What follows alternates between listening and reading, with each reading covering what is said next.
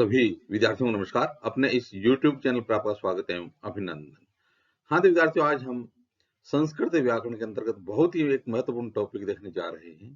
तो आज का हमारा विषय रहेगा संस्कृत, और आज हम संस्कृत व्याकरण के अंतर्गत देखेंगे संधि प्रकरण।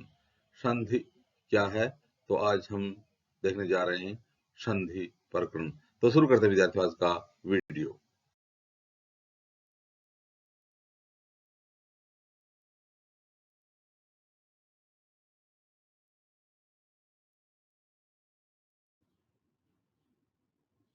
हाँ तो विद्यार्थियों, अब देखते हैं संस्कृत व्याकरण में संधि क्या है।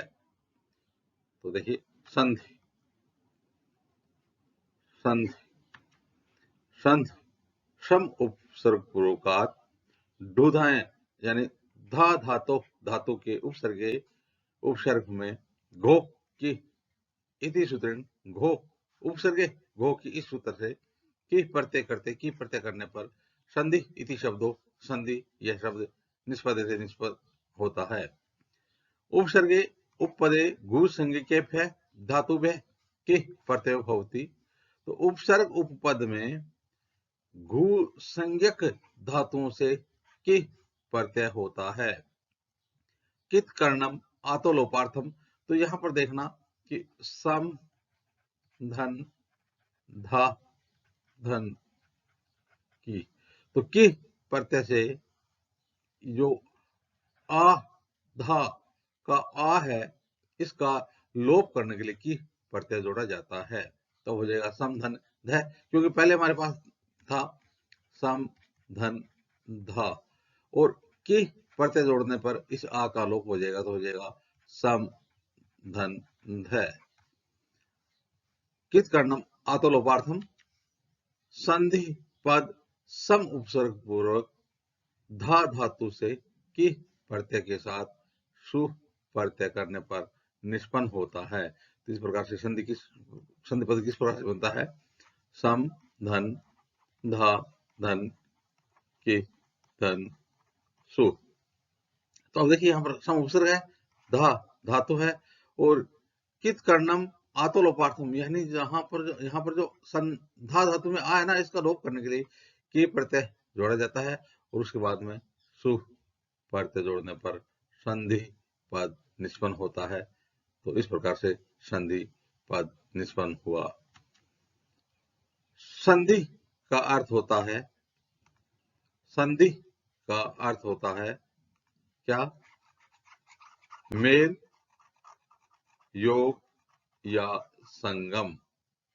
तो संधि पद है, इसका अर्थ क्या होता है, मेल योग या संगम।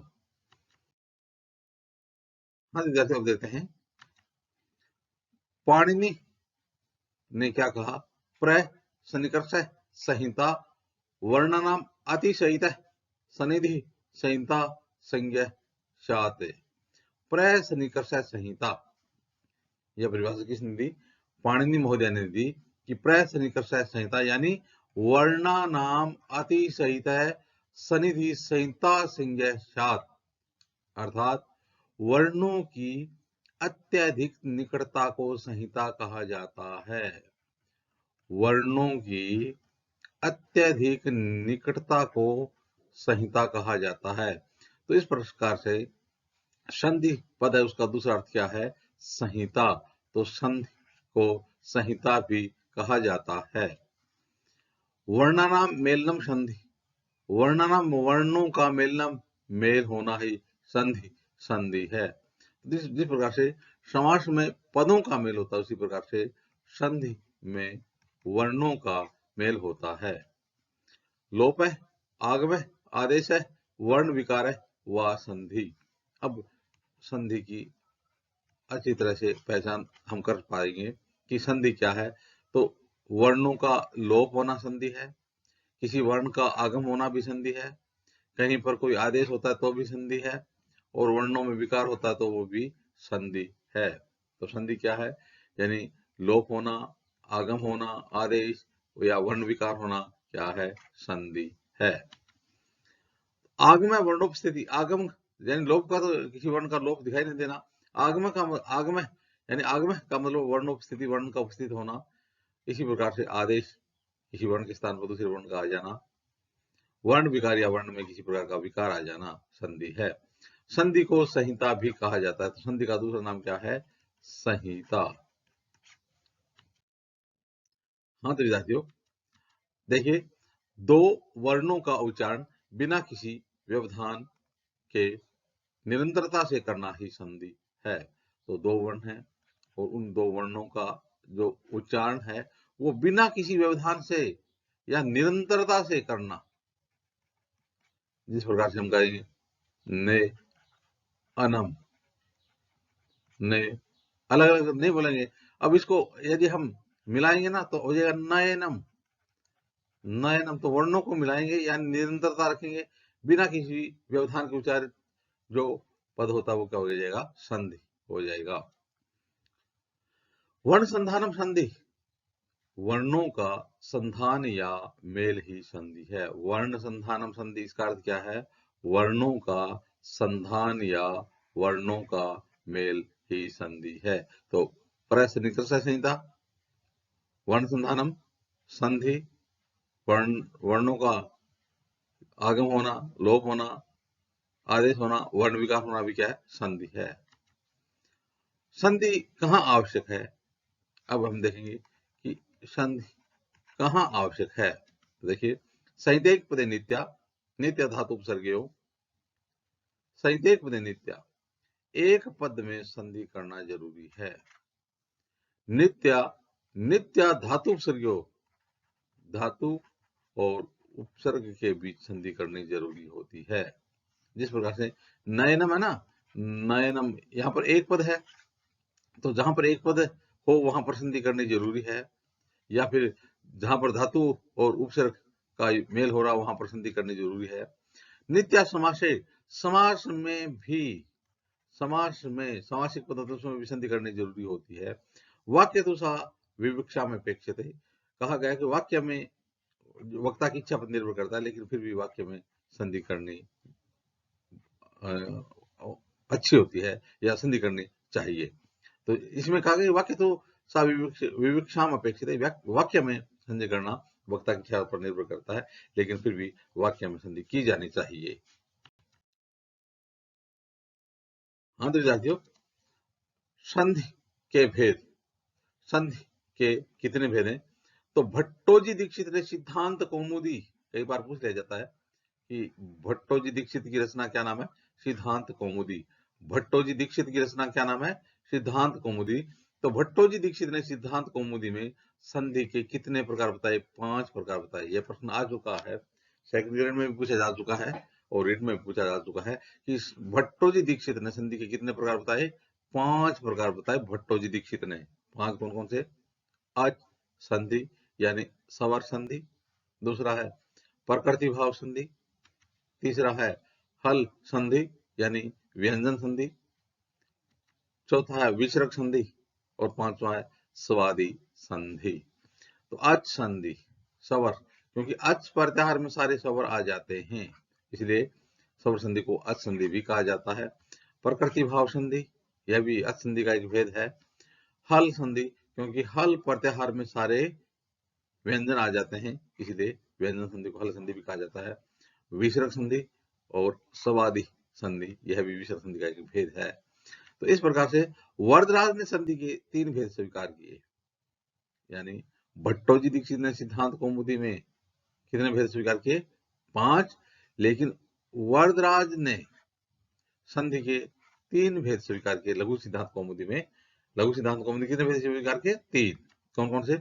अच संधि यानी स्वर संधि, दूसरा है हल संधि यानी व्यंजन संधि, और तीसरा है विसर्ग संधि। तो इस प्रकार से भट्टोजी दीक्षित ने जहां पर संधि के 5 प्रकार स्वीकार किए, वहीं पर वरदराज ने लघु सिद्धांत कौमुदी में संधि के कितने भेद स्वीकार किए? 3 भेद स्वीकार किए। कौन कौन से? अच संधि, हल संधि यानी व्यंजन संधि और विसर्ग संधि। हाँ तो विद्यार्थियों, परवर्ती व्याकरण परंपरा में प्रकृति भाव संधि को अच संधि में तथा स्वादि संधि को विसर्ग संधि में ही समाहित मानकर संधि के 3 भेद माने हैं। तो अब हम देखेंगे परवर्ती जो व्याकरण परंपरा उसमें प्रकृति भाव संधि है ना, उसको अच संधि में समाहित कर दिया, और इसी प्रकार से स्वादि संधि को विसर्ग संधि में समाहित कर दिया। इस प्रकार से संधि के 3 भेद स्वीकार किए। कौन कौन से? अच संधि यानी स्वर संधि, अच प्रत्याहार में सारे स्वर आ जाते हैं। अच संधि क्या होती है कि अच धन अच या हल। पहले माना जाता था कि अच धन अच यानी स्वर धन स्वर, अच धन अच यानी स्वर धन स्वर, स्वर संधि। लेकिन कह रहा है कि अच धन अच या हल आने पर भी स्वर संधि आ जाती है, व्यंजन आने पर भी बाद में स्वर संधि हो जाती है। देखिए हिम धन आलय हिमालय, यहाँ पर तो यहाँ पर भी एच है यानी दोनों तरफ स्वर है ना, दोनों तरफ स्वर हैं। लेकिन गो धन यम गव्यम, गो धन यम गव्यम, यहाँ पर प्रथम पदार्थ एच है लेकिन द्वितीय पदार्थ व्यंजन है, तो द्वितीय पद में हल वर्ण आने पर भी अच संधि हो सकती है। इसी प्रकार से हल संधि, हल संधि यानी व्यंजन संधि, हल प्रत्याहार में सारे व्यंजन आ जाते हैं। हल धन अच, तो पहले तो माना जाता था कि हल प्रथम पदार्थ हल आना जरूरी है, उसके बाद में अच आए या हल आए, तो हल धन अच आने पर भी हल संधि हो सकती है। इसी प्रकार से अच धन हल यानी प्रथम पदार्थ यदि अच है और उसके बाद हल यानी व्यंजन है, कहने का मतलब कि जरूरी नहीं है कि पहले हल ही आए तब व्यंजन संधि हो, यानी कई कई सूत्र ऐसे हैं जहां पहले अच आने पर भी हल संधि हो जाती है। हल धन हल बराबर हल संधि, तो हल संधि में पहले हल आ सकता है, एच भी आ सकता है, और हल धन हल दोनों तरफ हल भी हो सकते हैं, यानी व्यंजन धन व्यंजन भी हो सकते हैं। जिस प्रकार से वाक धन ईशय वाग ईशय, तो यहाँ पर प्रथम पदांत हल है ना, व्यंजन है, और यहाँ पर अच है, तो यहाँ पर उदाहरण हो गया कि हल धन अच वागीशय हल संधि। शिव धन छाया, यहाँ प्रथम पदांत अच है और द्वितीय पदांत हल यानी व्यंजन है, तो यहाँ पर शिव छाया का आगम हो जाएगा और चय बदलने के बाद हो जाएगा शिव छाया, तो यहाँ पर अच प्रथम पदांत है फिर भी हल संधि है। इसी प्रकार से दिक धन गजय, दिक धन गजय दोनों तरफ व्यंजन है। अब देखते हैं विद्यार्थियों विसर्ग संधि, विसर्ग संधि कहाँ होती है? विसर्ग धन हल या अच, तो प्रथम पदांत विसर्ग होना जरूरी है। प्रथम पदांत क्या होना जरूरी है? विसर्ग, उसके बाद में अच आए या हल आए। तो जिस प्रकार कह धन चित कश्चित, कह यानी प्रथम पदांत विसर्ग है और उसके बाद में हम देख रहे हैं व्यंजन है तो कश्चित। इसी प्रकार से सह धन अपि, प्रथम पदांत हल है, प्रथम पदांत विसर्ग है